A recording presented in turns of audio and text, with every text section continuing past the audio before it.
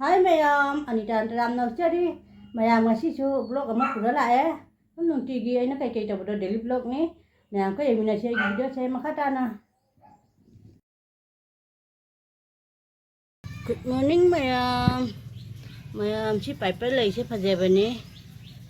Chatlam me ani kha.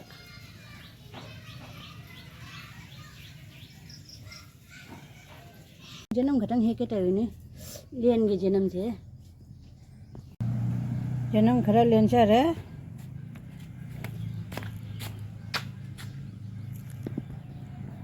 Kari patta mana si ma khara he age. Masi bora sa ha re duna. Khara he age. Mana manga taru ka he ani.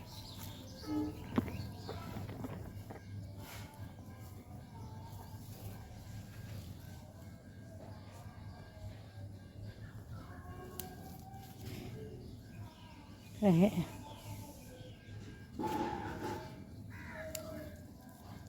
Namge kari patta mana ka lai re. Kheci haura ni. Mayam kheci se kheci hauge tawi me achiga motor ating ba lai re mosore wa lai re chieng lai re ai sum assembly da thong do ban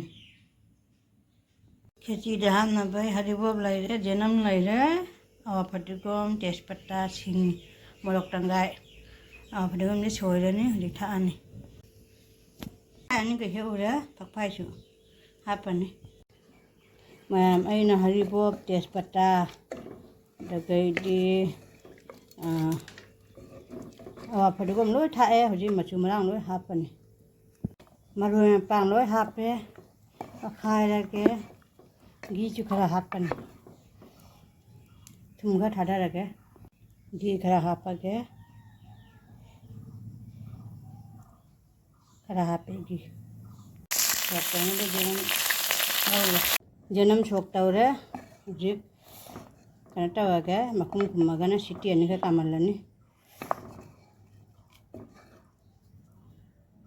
Ina bora ho gaya na kadang beson thilani patta mana se chigala re beson je thilage bora ho gaya khaki dene khaki hore photo na dekha la re janam sangal kari patta mana se nilup gana hapane bora thada re bora se ondo e bora se pokhal lage House में तो यहाँ पर ये मठंगी बोरा ने मठंगी बोरा को खट लगे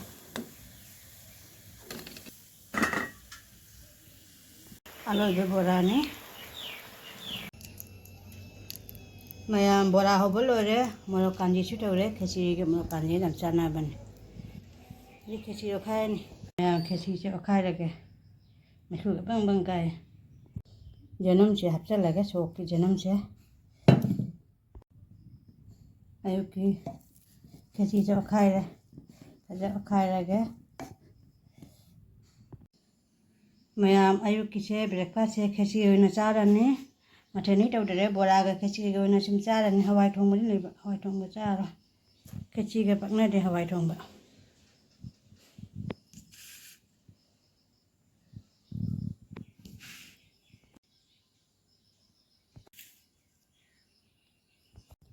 mayam kheci se aina khara decoration tar jare haudu man bre mayam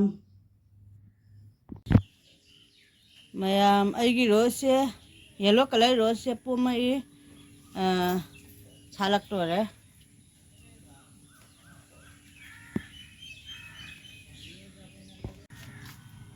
silai yellow si jam chali Mayam, chơi đấy phải thấy bông ra khai đi, nuông chút chút thấy bông cha rồi đi hầu gì, ra khai rồi, cái cây nó sạch, sao tao cái cây nó phải nói đi,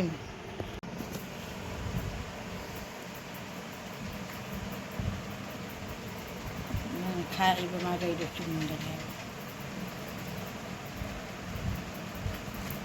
cái gì bây giờ mà đây, nang tap cakau lagi ni cik. Asal, kai, iya, kai mana? संगीबने या थाइबों चकौ लाउबी हाउनी है जाय जाय तब परे नंग जाय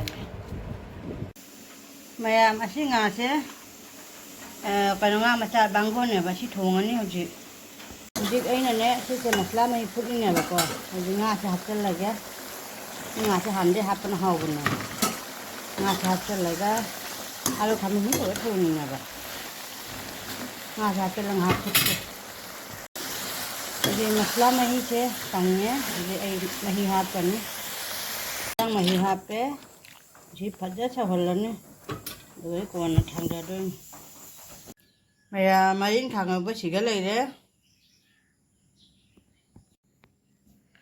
मया बारो की से nga thong बसिदा लेरे अदुगा मरीन खांग ब लेरे मोरक तो मेटिरि कोन मेलनी मोरक कने उमरोका तवागा बारोगी सिम चारानी nga thongbo चारानी मयाम हौजी आई अखोई नाकी दुकान कइनो दो कंप्यूटर दुकान कॉस्मेटिक दो अदुगा चटोय मी अदुसि मयाम दो सेटा के एमिनासी मयाम अखोई हौजी चली लंबीदा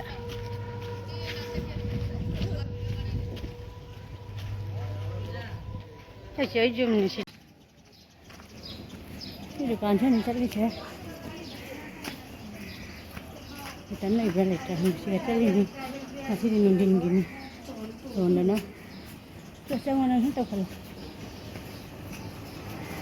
तो करने तो मोल मचा में संगना सुन मपाने सुन लगे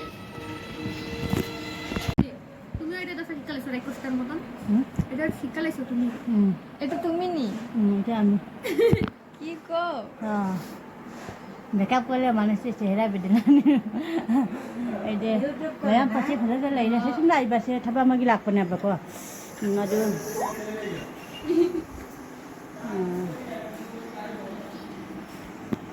से सुन आतम फले लैने मिजे न चौ नेल पुलिस फले लैने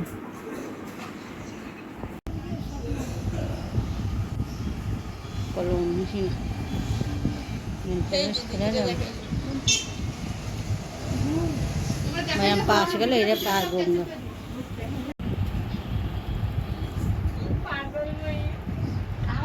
Di sini. Puji pada apa? Mayang. Nak puji. मैया देखते थे हिंदी में बोल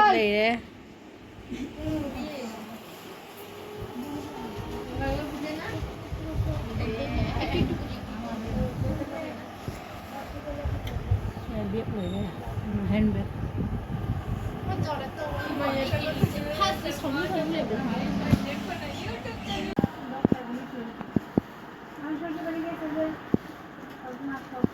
mà pu lời đầm đi mà ma lời đầm đi mà pu lời đầm đi mà lúc này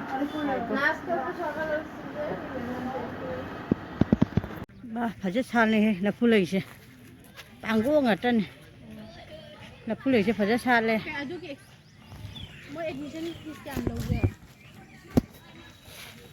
हां मैं ना एक वीडियो से नुआ वीडियो लाइक कमेंट शेयर तो कभी गनो मैं आपको ngasi di sigat tamage मैं ngasi di sigat tamage next video do nasi bye bye